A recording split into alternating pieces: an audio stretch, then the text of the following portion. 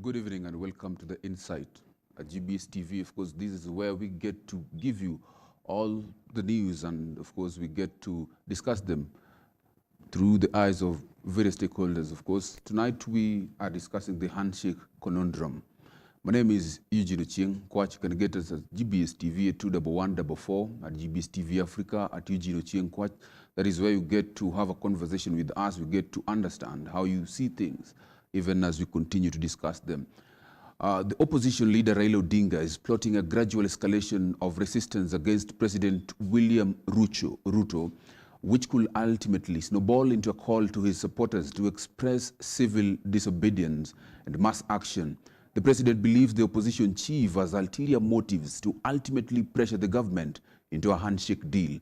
In a Kamukunji rally, Raila unequivocally states he is not seeking for handshake, and the question of the night is handshake or no handshake, even as we delve into other conversations on current affairs hitting news headlines within the country.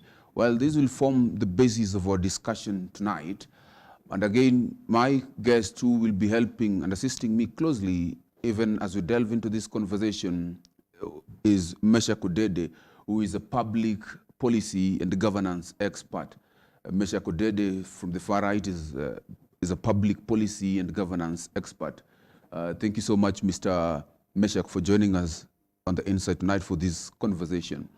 Thanks for the invite. Okay, we have my second guest is John Wesonga Mangeni, who is a political analyst, also joining us on this conversation tonight about the handshake conundrum. But even as we continue, before we continue with the conversation about the handshake conundrum, I want us to talk about certain issues on the current affairs, things that actually are affecting us. And I'll start with you, Mr. Meshach. Actually, across the country, there is a somber mood on the death of the academic giant, Professor Magoha. I wonder how you mourn Professor Magoha. Yeah, thanks a lot. I think it is important for as many as possible for Kenyans to give their messages of condolence, and I take the opportunity to give my message of condolence to the family of the late Professor Magoha. Yes. As we both know, they just lost their brother, and I think the burial should be tomorrow. And now our professor is also gone. And a year ago, they lost another brother. So the family has really gone through a lot, and we sympathize with them as a country.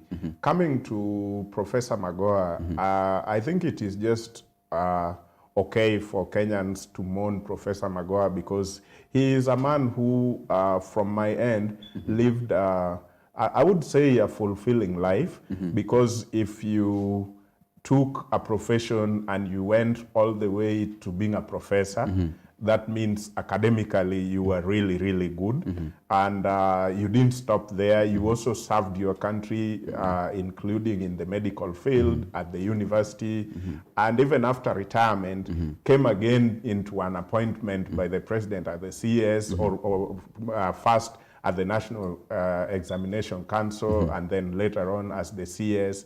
I think that is a fulfilling life for me. And so the country, we as a country are right to mourn somebody like that. And lastly, you can imagine his tenure at the University of Nairobi, and you can imagine how many Kenyans passed through his hands during his leadership at the university. So many people probably have touched base with him, either at the university or at the medical sector. So he is a man that the country really must mourn. Yes. Mr. Mangeni, I wonder what hole, or actually what conundrum, or what actually the hole that actually the professor left, that you can say that it will be so tough to fill in his shoes, to get someone who can fill in his shoes? Well, first, Coach, let me say thank you and Happy New Year. Happy New Year. It was last year and that we were together again. And yeah, when we come to the issue of Professor Magoha, you have used big words, Okay, it's okay. And big as the man himself, you know. You know, he was a very big guy and intimidating, both in physique and in achievements. I mean, Magoha, I remember when he went for his appointment and panel in the Parliament Committee, vetting him. And Magoha actually was the one vetting the parliamentarians. And that was the worst vetting we have ever seen in Kenya. But then no one will ever beat that. And the guy literally came with CV that was too big for anyone to open. Okay. And actually told them, this is too big for you. It's not like it was too big. No, he just told them, what I've carried, you cannot open. So he was so confident. Okay. A man who knew what he wanted in life. A man who would wake up very early in the morning for work. I met him once when I was, twice. Once when I was still in university, around 2008 there, in Kenyatta University, and he was the Vice Chancellor at Nairobi University, and I heard of him, his work, and we met once. Then later I met him when I was the chairman of a school here in Kariobangi, and we met and discussing matters education. So I think I don't think we should fill anyone's shoes, but I think we should learn something good from such a man. Okay. The workmanship.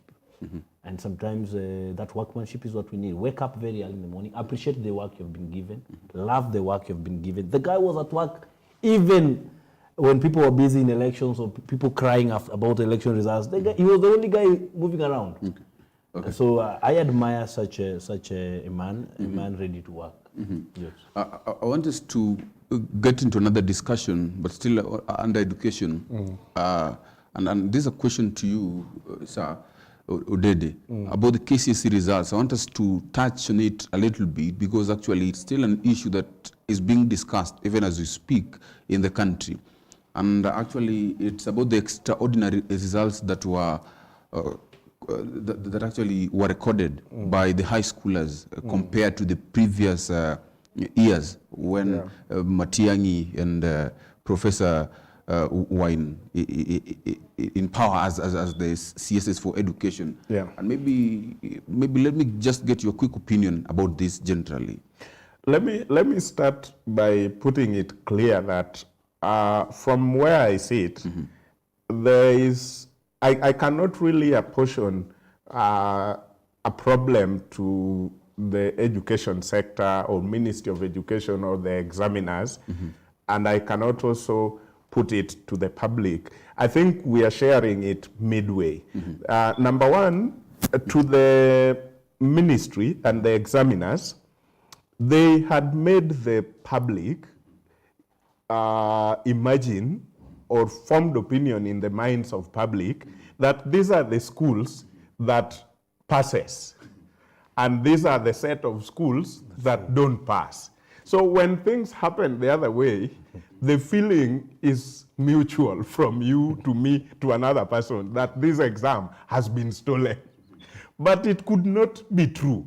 There is a possibility that this exam has not been stolen. Yes. The public has no idea of what happened, and the public have no evidence on stealing. What the public are talking about and using as evidence is the fact that this particular school usually don't pass. Yes. And today they have passed. So that is a good evidence that this exam was stolen. Let me get Mangeni's view. Mangeni, what do you think? First, I didn't see the angle. So because the angle he's bringing is just pure jealousy. You know, he's saying jealousy is what is driving the narrative. That we're just jealous that the one who used to pass is not passing. And now we are surprised. And I think I tend also to agree that there's some truths that we are not getting in this issue. Okay. Because one, over 50% of the students who sat for the exams failed, are below D+. Now, we have forgotten about the over 50% who have failed. We are castigating those who have passed. Okay. This is weird. Normally we praise those who have passed, but now we are all concentrating on those who have passed and telling them you have stolen. And no one is talking about those who have failed.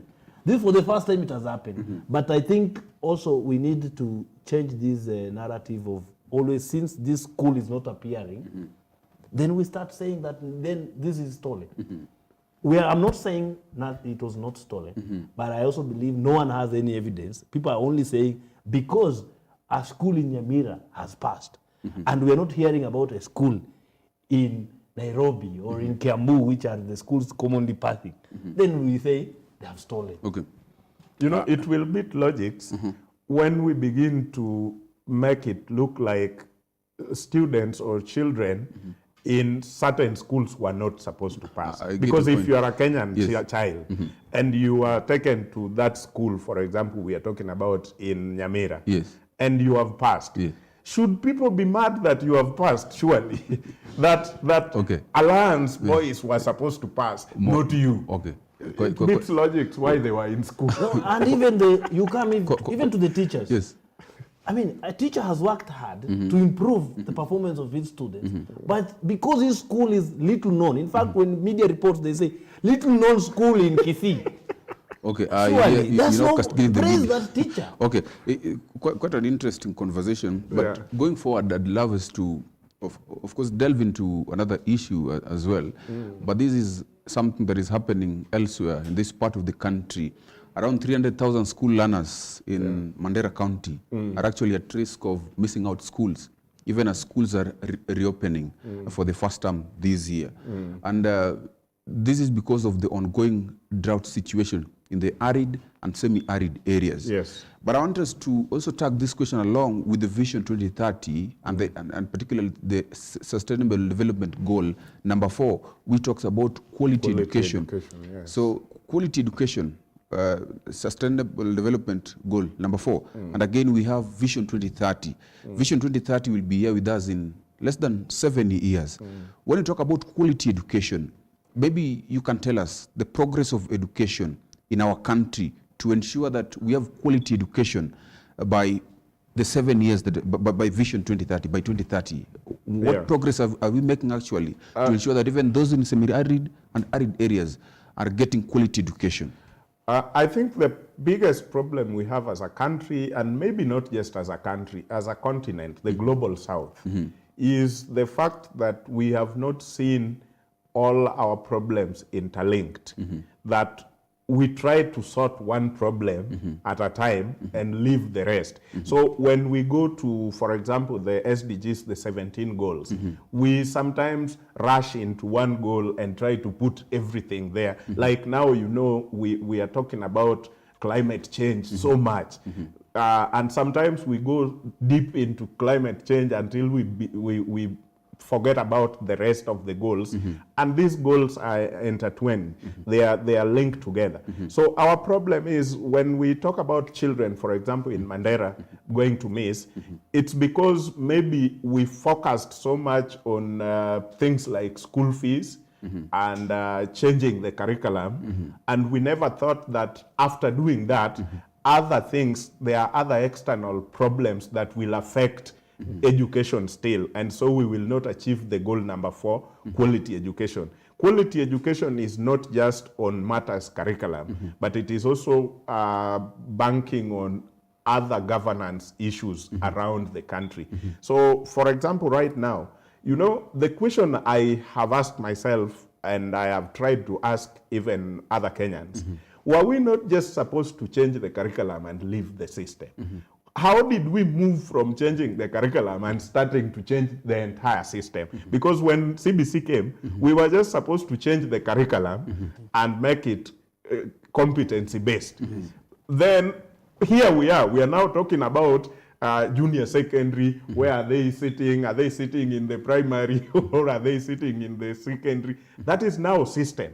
So how Kenyans even move from just changing the curriculum to changing system? You know, nobody is addressing that, including the ministers. And as we go to change now the system, we are now either improving or going to affect the quality at the end of the day. Okay. Yeah. So for me, I think we are at a confused stage that we cannot clearly say this is what the progress is. So the only progress I know in the past 10 or 20, let me say 10 years we have had is this big giant called 100% transition. That one we have tried as a country because I remember in the days when I sat for KCPE, we had a whole bunch of people who are never going to any college or anywhere because of the figures they scored.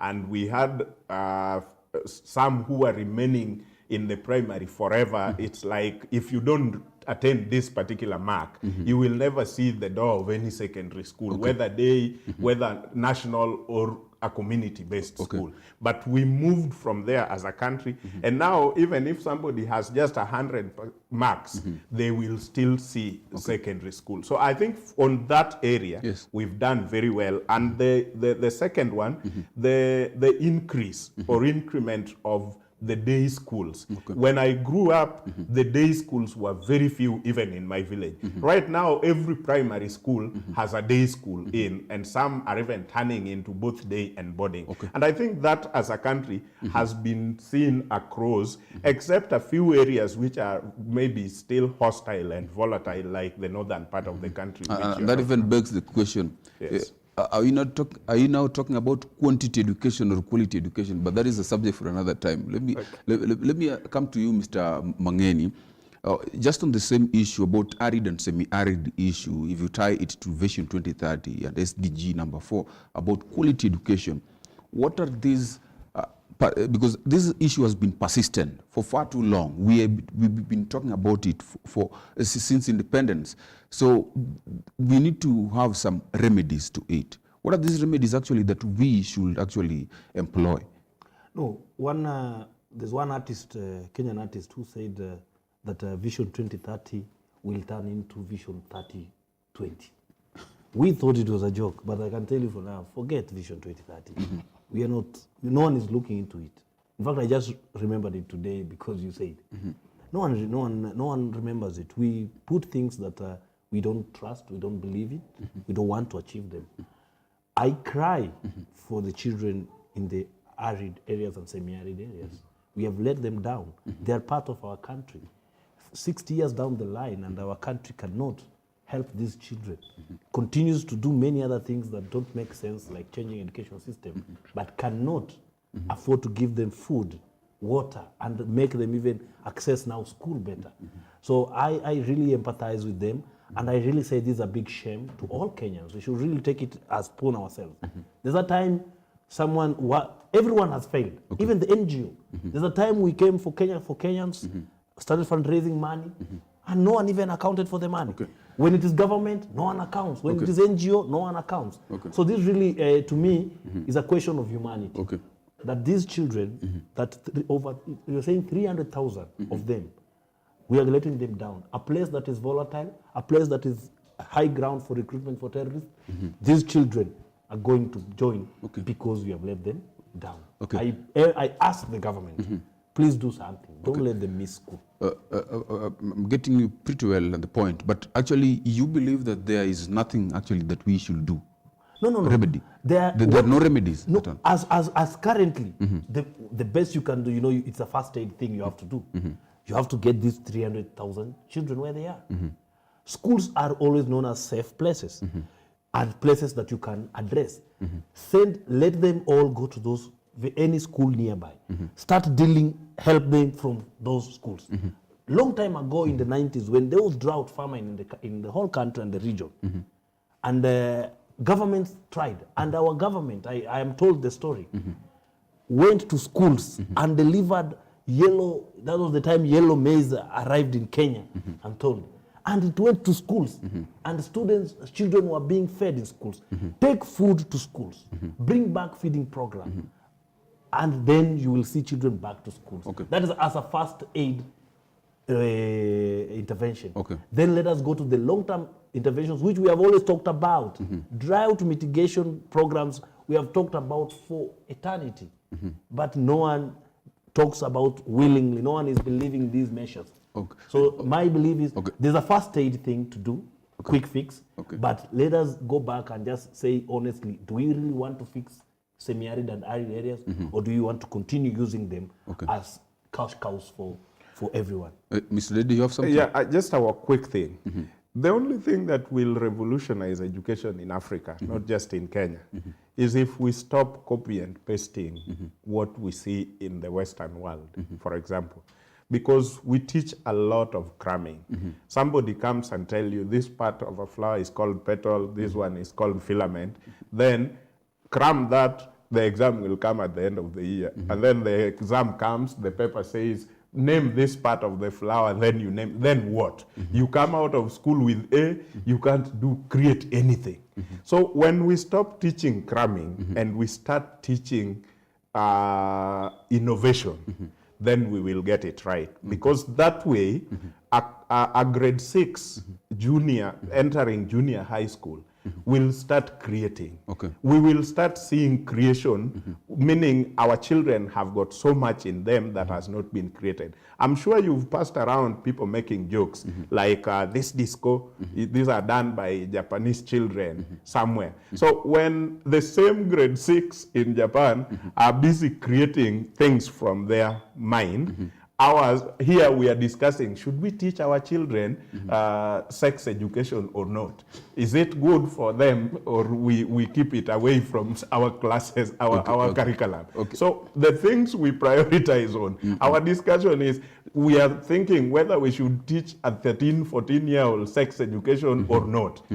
On the other side, they are creating things that are already beginning to generate something for their economy. Okay. So the moment we stop teaching the cramming and we start teaching innovation, yes, things will be different. Okay, okay, quite interesting. Let's continue with this conversation still on education, actually to ensure or enhance quality education. The CDF, CDF was actually brought into our systems, but was to be managed by the members of parliament in different constituencies. Now, recently there has been a controversy about the CDF, and actually the Supreme Court had declared CDF to be illegal. Now, the controversy surrounding the disbursement of CDF funds between the Treasury and the members of parliament was resolved following a closed-door meeting between the National Assembly Speaker, that is Moses Wetangula, and of course some other members, where some money was disbursed. So generally we can say that CDF has been released, yet it was considered, it was declared unconstitutional by the court, by the Supreme Court. Yes, it has helped us, and it's continuing to help students, the needy students, to undertake their education. What do you make of all these issues about the CDF, Supreme Court, and now how it's helping even in bursaries? Generally, what do you make of it? This is my thinking and my take about CDF. Number one, of course, we have to put it right to Kenyans to understand. There is Constituency Development Fund, and then there is National Government Constituency Development Fund. So the members of parliament rushed after the case. You know, this is not a case of today. Okay. It is a case that is rooting way back, some 2, 3, 4 years back. So when the members of parliament knew that some civil society organizations had gone to court about this, they came back and amended the law and created NGCDF, National Government Constituency Development Fund. Yes. And so this is the reason why, amidst the court declaration that CDF is illegal, is unconstitutional, they are still going on, the Treasury is still going on to release money, because they are saying we are talking about NGCDF here. We are not talking about the one that the court had said is illegal. That is a clear position for people to understand. But my take is this. Whether NGCDF or CDF, I still feel like you used the word conundrum. There is a conundrum somewhere. This is the reason why. The MPs are saying they went and withdrew themselves from the CDF and created NGCDF, and say in the NGCDF, the member of parliament has no role. We are just patrons. It is run by the community, the group selected. Well, we leave that to them.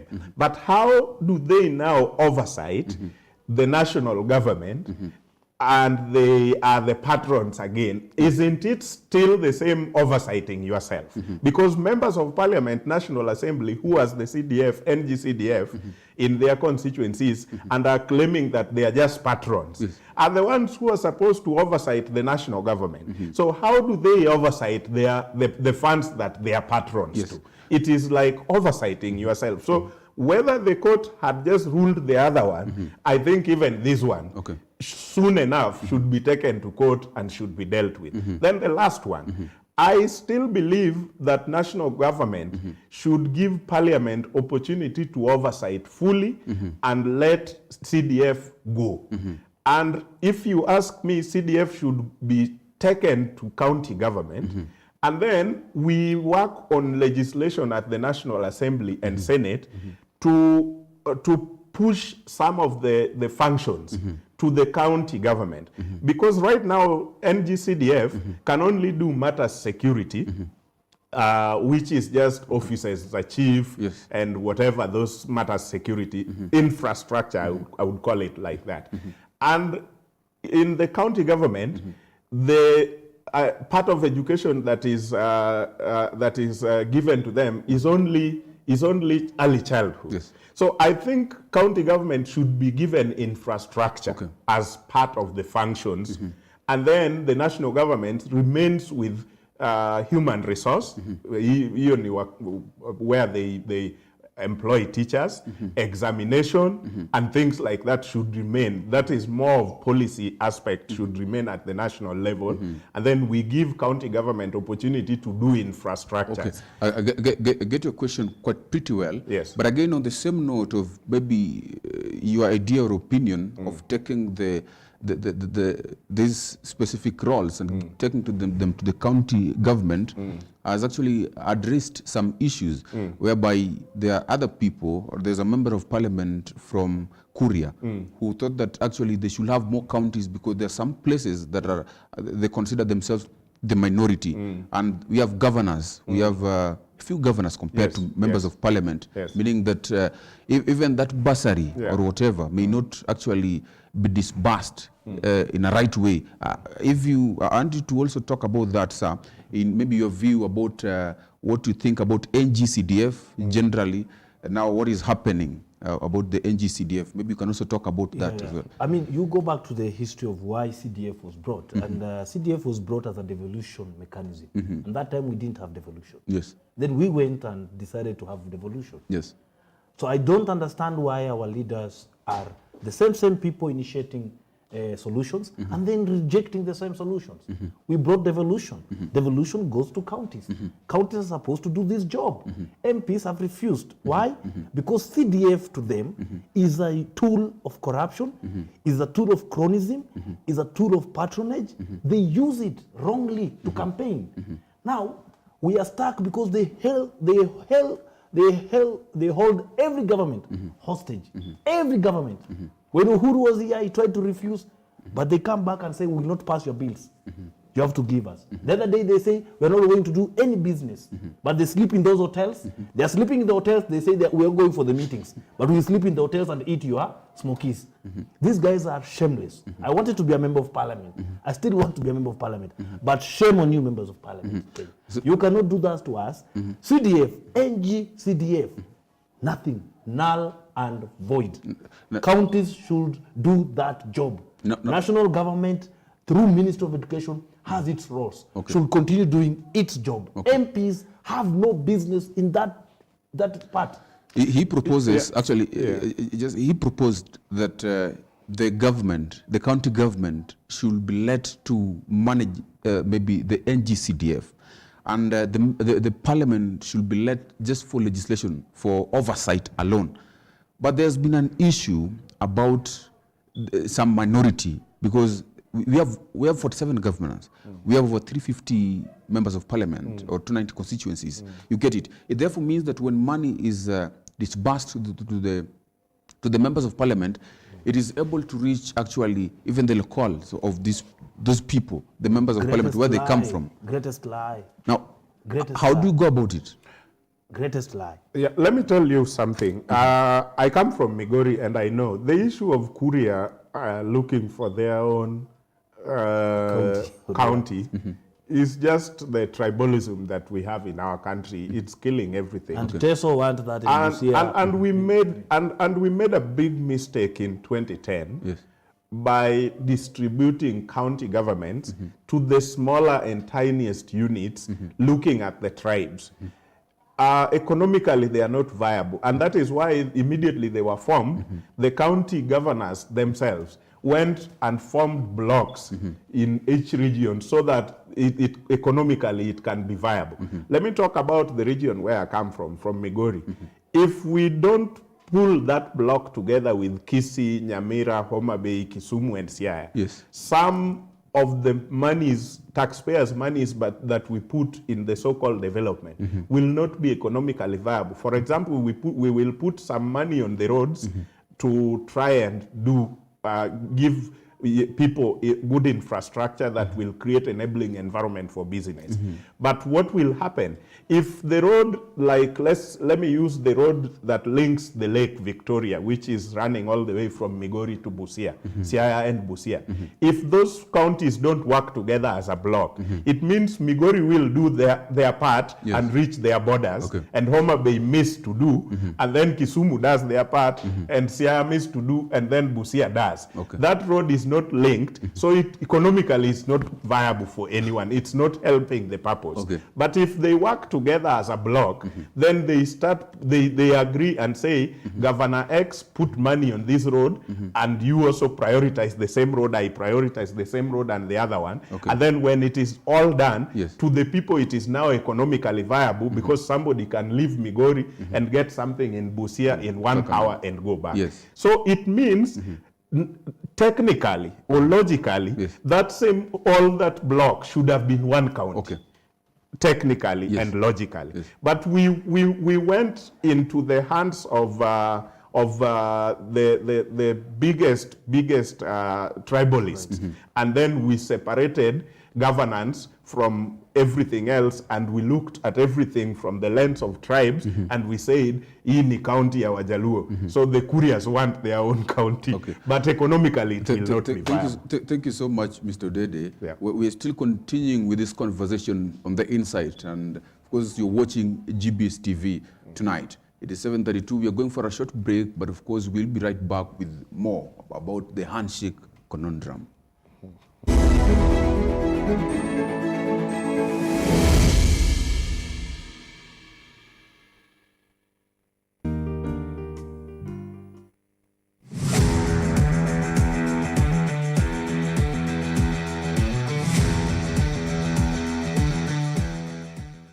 Nakukaribisha tena katika makao makuu yako katika ulimwengu wa michezo. Yoga is not a sport.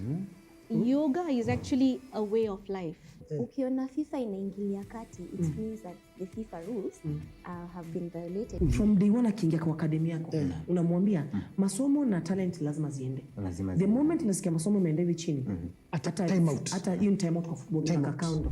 Wanawake ni wengi actually mpaka saa hizi. Tumekaa ni kama tumekuwa wanawake wamekuwa wengi kuliko wanaume. Kuna wale ambao ni artistic. Yes, wanapenda mambo ya kuigiza. I'm coded to look for solutions. You limit yourself, not the sport doesn't limit you. We say a dedicated women-only show that focuses only on women.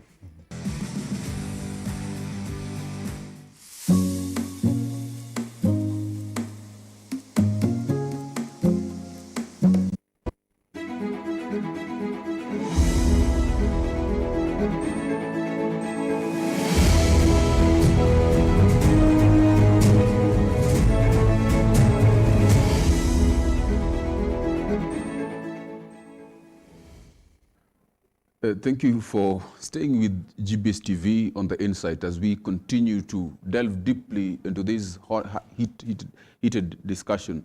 And actually the topic was about the handshake conundrum.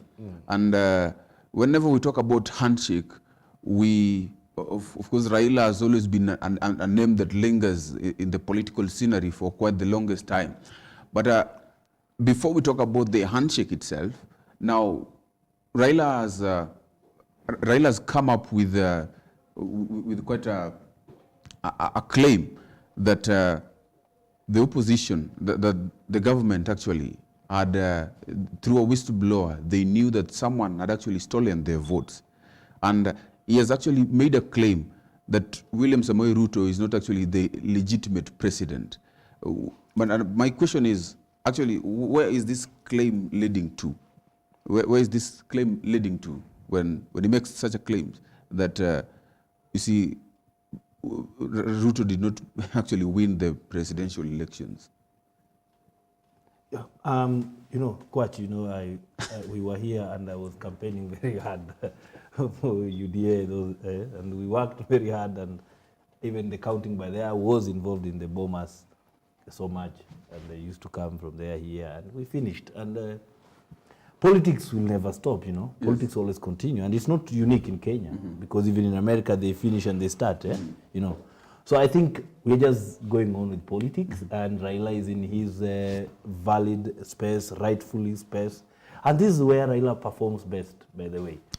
Raila performs best when he's at the trenches, where he can speak anything. And let me tell you, until our Kenya Kwanza government finds a way of keeping Raila busy, Raila will speak everything that he wants to speak. So from where I believe, from the game plan, from the book, I always believe that finally Raila will write that book one day of his political game plan. I think it seems he's repeating 2017. Looks like 2017 being repeated. Yeah, he said openly that I don't need any handshake. But I mean, how many times was that said in 2017? And one thing I learned in politics, just like a magician, when a magician points to you on the right, the magic is not happening on the right, it's happening on the left. So when a politician tells you, I don't like you, the magic is not in me not liking you. It's actually in me liking you. So I still believe that finally the two leaders will find a way of making Kenya work. However, they seem grandstanding at this moment because everyone is trying to find his space. Raila is trying to find his space in terms of how do I keep my opposition intact and not meandering, because there's a lot of pilferage. And William Ruto actually is doing handshakes without going to the top. He's still using his bottom-up approach, because he's going handshake through MPs. He's going handshake through MCAs. Even that day when Raila was declaring, I don't need handshake, William Ruto was doing a handshake with some Azimio MPs. So what I know is already William Ruto is doing handshake. So maybe by the time Raila's top team comes, then maybe handshake would have already been done, not in the manner and approach like was done in 2017. And it is not bad for the country, also does not mean it is good for the country, because it stalls sometimes issues like oversight, issues like giving people power to speak. And we need always that bigger voice on the other side. They want to correct and they want to give us confidence that we can check someone. So, you know, I believe this is just a part of the politics, and there's nothing like a whistleblower, because he's known already, I think, someone Smith. So it's not like a real whistleblower. And there's no big data, because if there's big data, Jeremiah Kioni, by the way, spoke with a piece of paper, small piece of paper, saying, you know my figures. Then did a poster, a roll-up banner, and said 8 points and 5 points. So actually, in my own belief, I don't think there's real data behind that, but there's real politics behind it. Okay, let me get to you, sir, Dede. Elections are over, actually, done and dusted. The Supreme Court had made their judgment, and Ruto is firmly sitting on that seat as the president of Kenya, legitimate president of Kenya. Raila says that Ruto is not the president. He doesn't see him that way. And what is it driving to? And actually, you can also base it with what he was saying, that these people, Raila is saying that I'm not seeking for a handshake. Ruto says that we are not ready for a handshake. But what is actually the game plan? What is Raila's game plan for legitimatizing the presidency of Ruto? Let me take it in two parts. Number one, it seems to the supporters of Kenya Kwanza that everything looks like 2017. Some are even rooting it back to 1997. And believe me, many people out there believe them because Kenyans are very lazy when it comes to reading. Kenyans love watching. So if you want to keep something away from Kenyans, put it in a book, they will not read much. But good readers will tell you that, yes, for politics, it sounds flowery and it sounds great and it sounds like they have a point.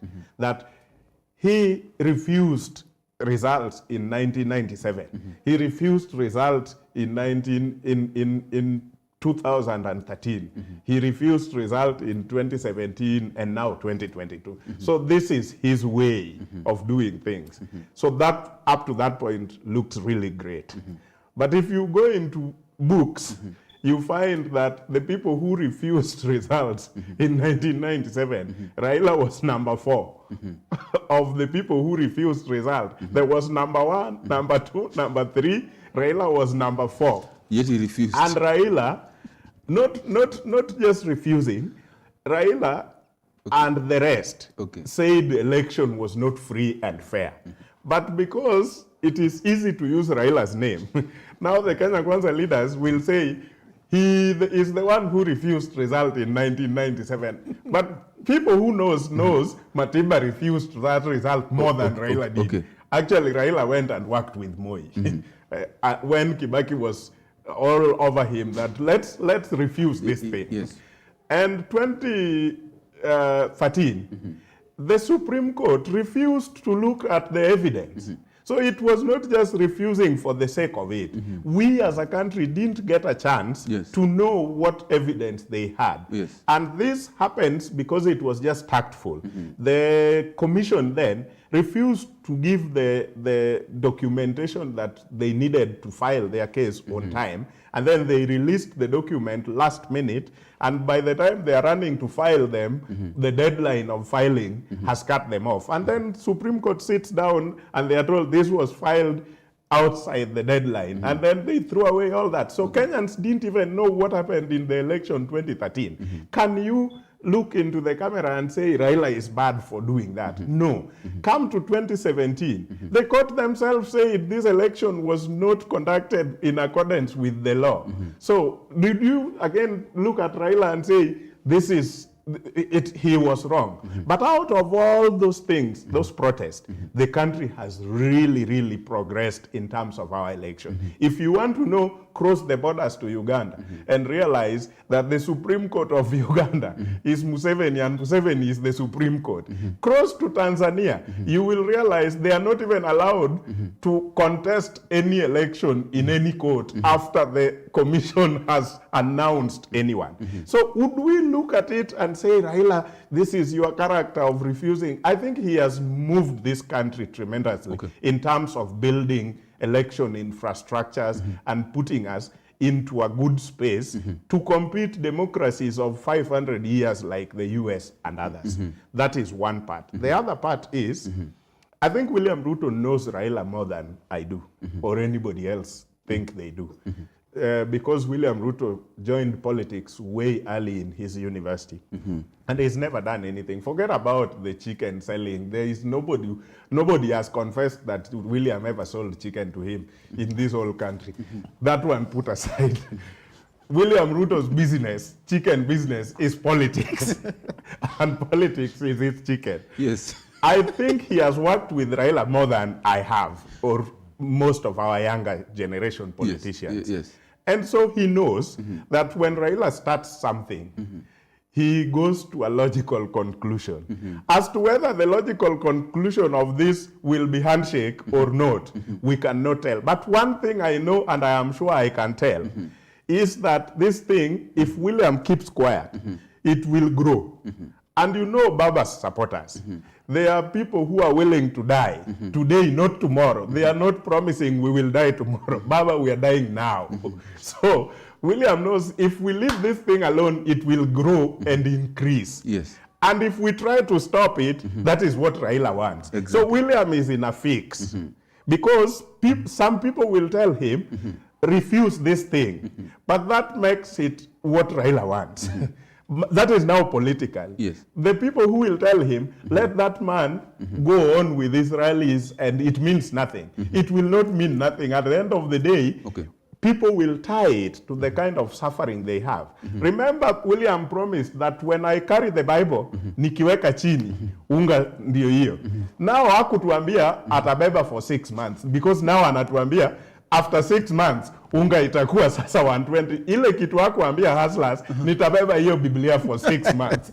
So when hustlers take that, and the high taxes, and everything that is afflicting them, they will reason with Raila. And so leaving Raila to go on and make it look like that is nothing will not be nothing, because people will go on with this suffering and link it to, I think Raila is right. We are suffering. So William must stop it, but also stopping it makes it him go into the politics that Raila wants him to go into, and then nothing is gonna ever happen. So the man is, for me, somewhere in a fix, somewhere in a very deep fix. You do it, it's wrong. You don't do anything, it's even worse. But it means that all this is driven towards to ensure there's a certain negotiation, like for them to sit on the table and discuss something with the president or the government, because if he is doing this, then there is something that is actually driving to. Now the question is, what is Raila driving to? Because there are people who believe that Raila's game plan has always been to cause chaos, and then to sit on the table, and then to be given a certain amount of money, or maybe ensure that actually is given a stake in government. Is that why Raila is seeking for this handshake? What is Raila seeking for? Is he seeking for electoral justice, maybe so that we can have a better electoral system than we have today? What is Raila insisting for? Why do we see all this? I think give it to him. Every time that we have heard this, it has led to some positives. And we have seen the positives, So I give it to him for that. And that's why I said it is his right. You know, Raila made himself into whom he is. And that is Raila Odinga. By the moment you keep looking at Raila Odinga into another person, you are wrong. People lazily try to say, oh, Raila should relax and be a statesman. What's a statesman? Raila is Raila.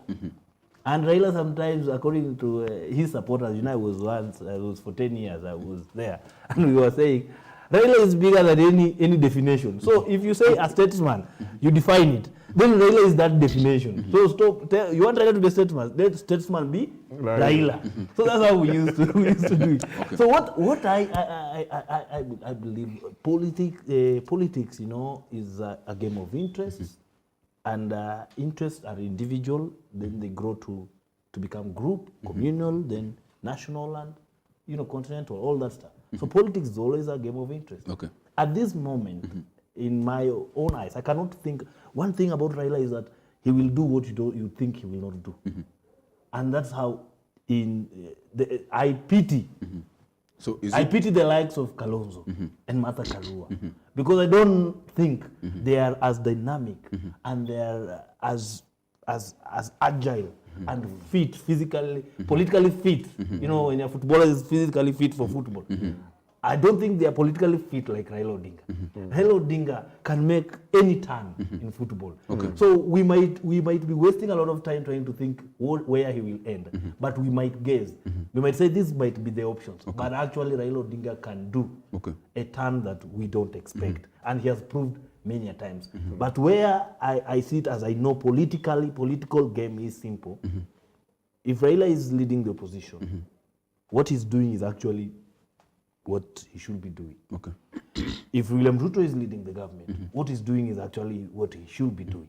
Now, it all depends if Raila wants to take the game to another level, which sometimes he does, and which likelihood he will do. He will increase the tempo. Sometimes he will increase the tempo, and therefore wait for a right opportunity. And when you have the environment, and then when you're in government, you always depreciate. You never appreciate your value. when you become the president, you never appreciate your value.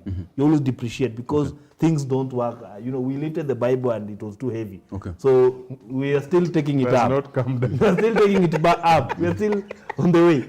So things are not as we would want. Russia is not stopping war, and no one look like rain is not looking like it's going to favor us. Okay. And so if Raila continues with the rallies, he will increase, and he's choosing his places very well. He's choosing his places very well. He's choosing the Nairobi and the east sides, because those sides are very okay for these things, and he will do them in weekdays. Then one day he will change. And he will say, let's go to town. That's where the tempo will now go. Okay. That will force William Ruto to do something. Okay. And what he cannot do is to fight. Okay. Because the fighting will take a lot of good from him and bring a lot of bad let to me him. hear from Mr. Dede. And this is actually also the question, even as you also get to give a rejoinder on what he has actually said. The question has been, is Raila doing this?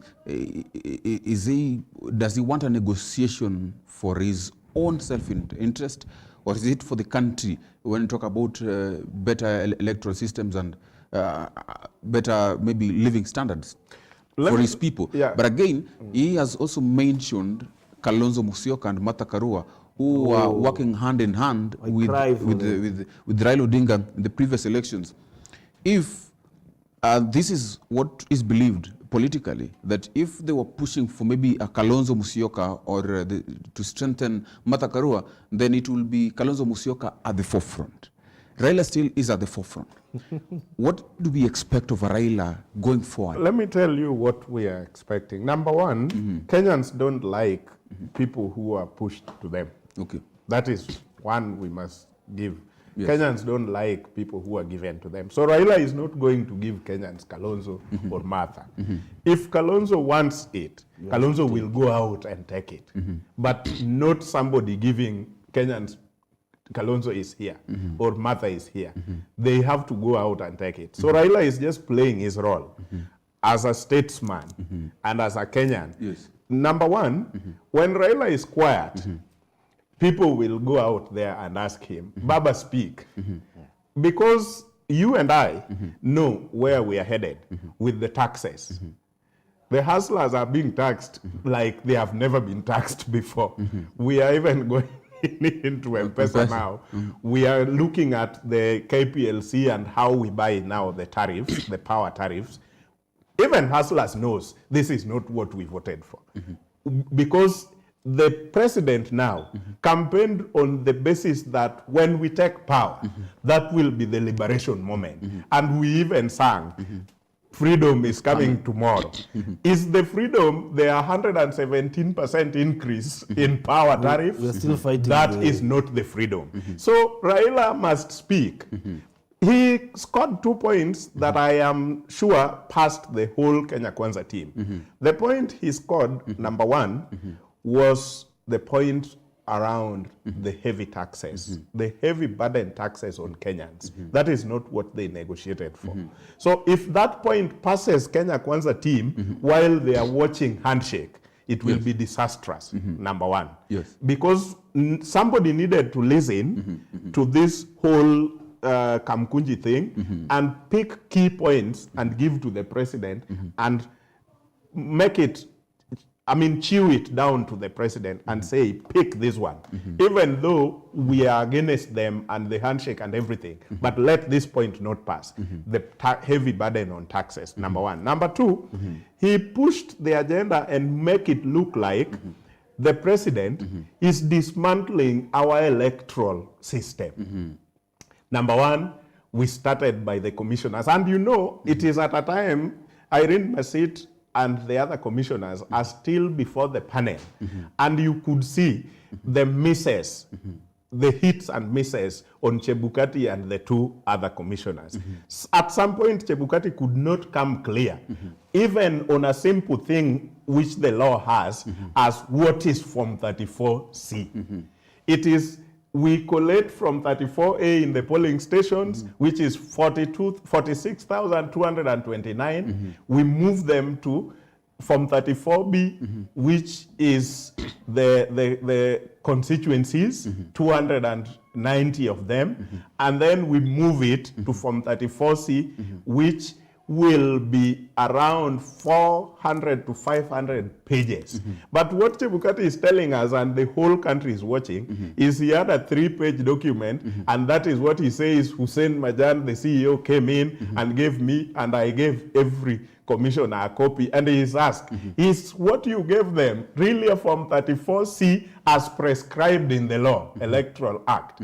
And it is no. Okay. So when it is seen that this person said Chebukati is the hero of this election, then I am seated as a Kenyan watching the same hero of this election cannot do what the law says. Okay. And in his opening statement, he says fidelity to the law. I am lost. And now Raila goes to Kamkunji and says, this is what they did. And this is how election was stolen from us. Whether Raila is saying truth or lie is still not the question. The question is, we will link what he says to what I am watching in that committee, the Irene Masit team. Yes. I will link it as a Kenyan and say there is something making sense here. Then I will go to the two big guys, William Ruto and Raila, and says, how many things has William Ruto told us? How many of them has come true? How many things has Raila told us in politics? How many has come true? Then I will come to a logical conclusion and say Raila is right. Okay. So this is the danger Okay. that befalls Kenya Kwanza if they just look at the Kamkunji thing as a way of forcing handshake only. Okay. They should look at other things around it. Okay. And also, it is not bad if they also look at this as a way of forcing handshake. But that should not cloud their whole judgment and throw away everything that this is about handshake. I think if I were them, I would pick a few points and make things right while I disregard the handshake thing, bit of it. No, Kwach, Odede is saying we should arrive to a logical conclusion. But it's important I remind you, politics, politics and logic. Yes. In politics, you have to be ready to be illogical. Yes. Because when you want to arrive at a logical conclusion, then many answers that we have are not the answers. Okay. Yeah. But in politically, we are looking at 2027 with a Raila presidential ticket. That's to me something that he did not actually answer. To me, that's 100% true. Whether Raila is going that we are looking. What is happening? You don't dance. You don't dance at the theater if you are not the performer. You know, you don't become the highlight dancer if you really don't want to win the prize. So Raila is a highlight dancer in this political stage right now, overshadowing any other dancer. He will remain him and Ruto. Okay. So anyone thinking of something else in 2027, forget it.